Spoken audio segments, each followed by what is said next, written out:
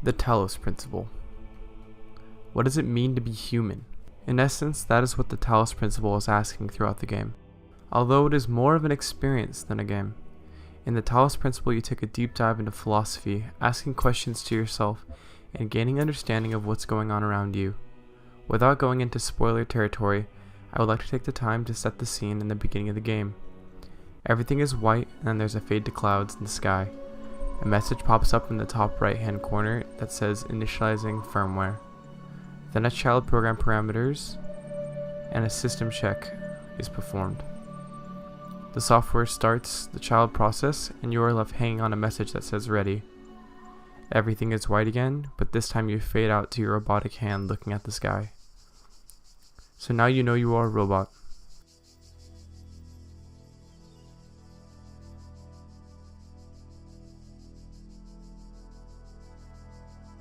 You look around and see that you are on an altar, and surrounded by old, probably Greek architecture.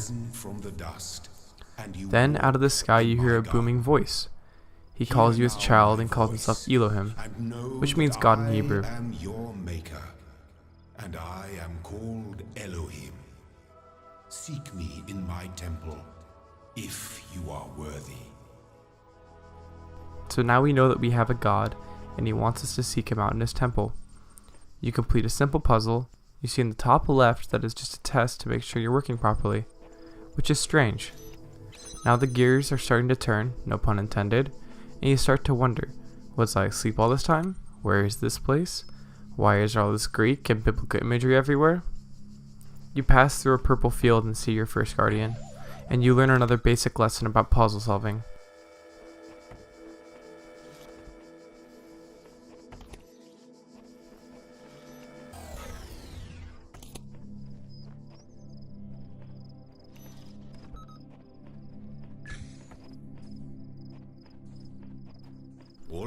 Elohim comes back to you and gives you further understanding of your quest. And within each I have hidden a sigil. It is your purpose to seek these sigils, for thus you will serve the generations to come and attain eternal life. Telling you to collect sigils, which are tetraminos, and that you will serve generations to come and attain eternal life. So, more religious imagery. You push forward, take in the artwork, and solve your first real puzzle. You do this a couple more times, and make your way to the first hall. These are your hub worlds, essentially. Elohim chimes in again, and tells you that the world was created for you, but you're not allowed to climb the tower on the surface. So, we have you, a robot, brought into this world by Elohim, with the task of collecting sigils so that you can attain eternal life with Elohim, and you are not meant to climb the tower. Everything else you can do, the world is your oyster. If the game sounds interesting at all to you, I would recommend stopping the video here and playing through the game. I'm a strong believer that games should be played with as little knowledge as possible, so that you can have the impact the developers intended when creating it. Short and sweet, I will be spoiling just about every part of this game. Okay, now go. And then out of the corner of your eye you see a QR code. These will be all over the place throughout the game. They are messages left behind by previous people that have been here. Now you know you're not alone. So you must climb the tower to get the real ending. Duh, right? But hold on. You have the option in the third world, once you solve every puzzle, to be immortalized with Elohim for future generations. You walk through white glowing doors and come upon a golden staircase. Essentially, it's heaven. Big golden gates open and the entire area is filled with clouds. There's a computer like the ones you've seen all throughout the game sitting in the middle. You walk up to it and type /eternalize.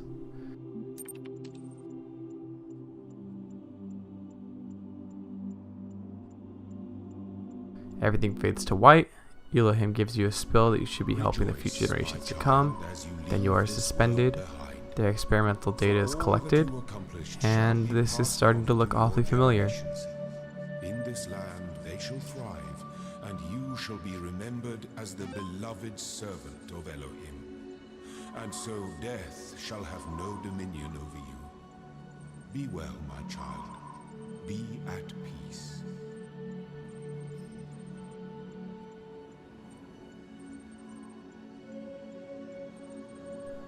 Then you see erasing memory banks, the credits start to roll, but then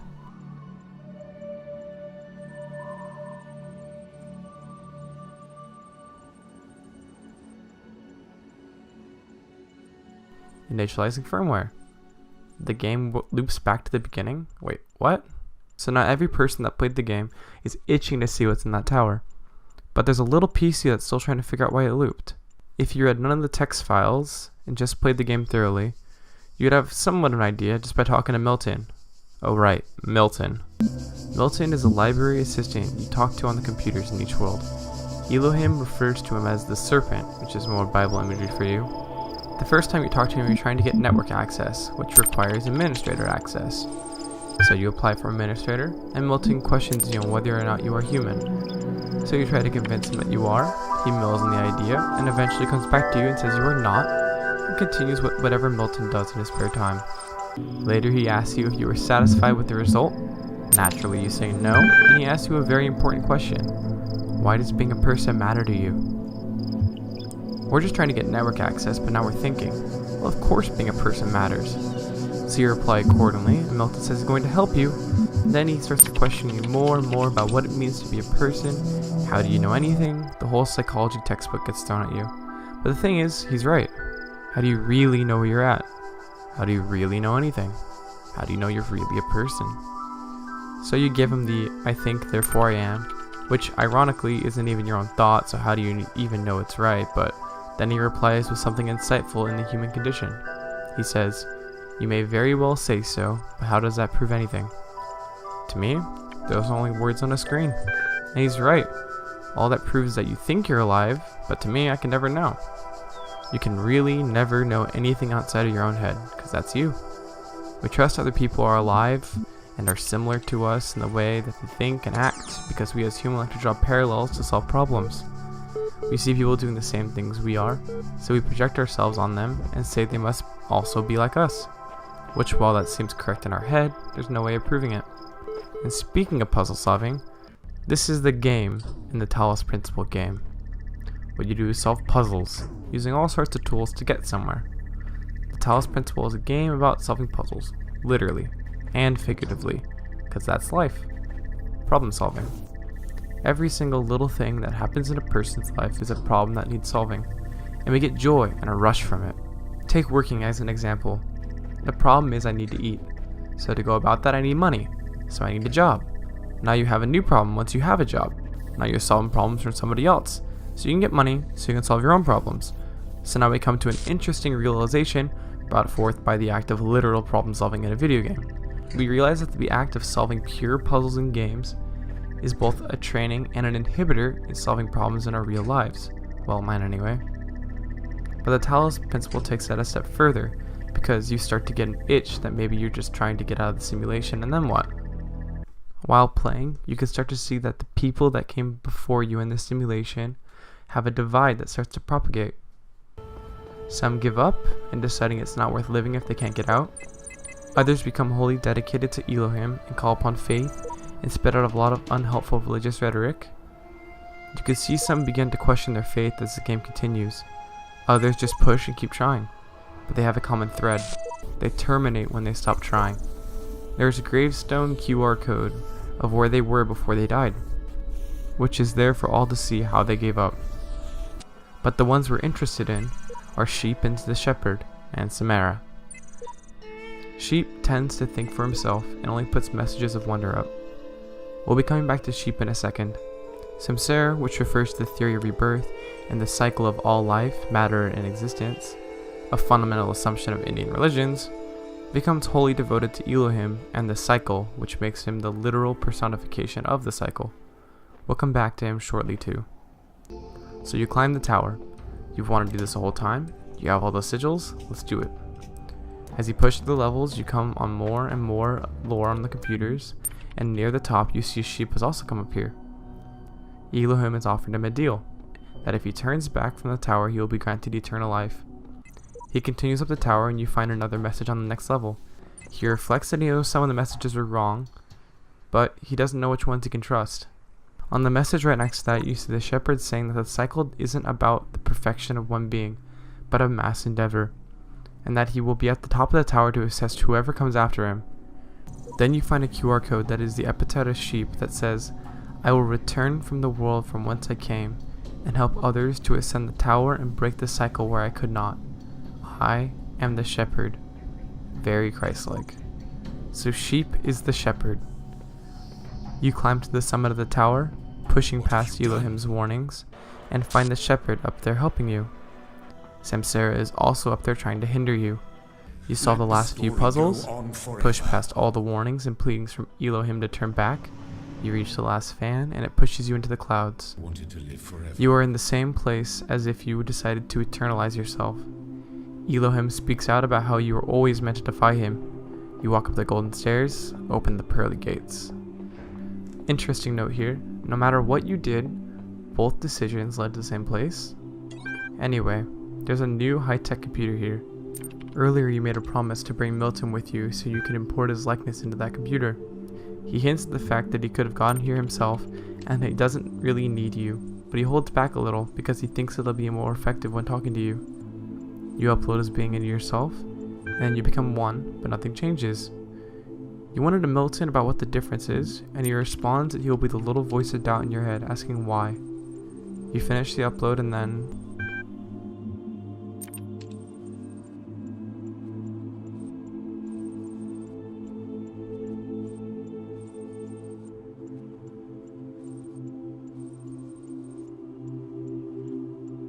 So be it. Let your will be done.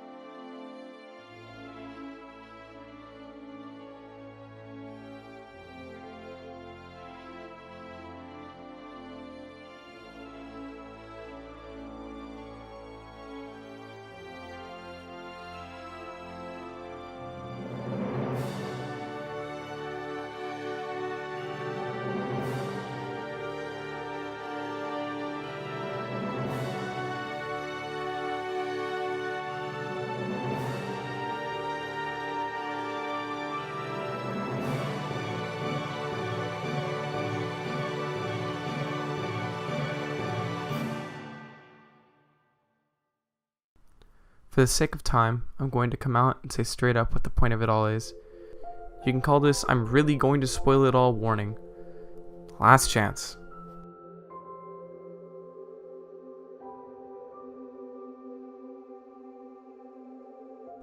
All the humans on the planet died due to what is assumed to be a disease that was frozen in the ice caps.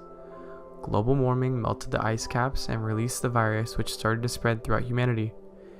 In an effort to stave off extinction, the humans banded together to create the Expended Lifespan, or L.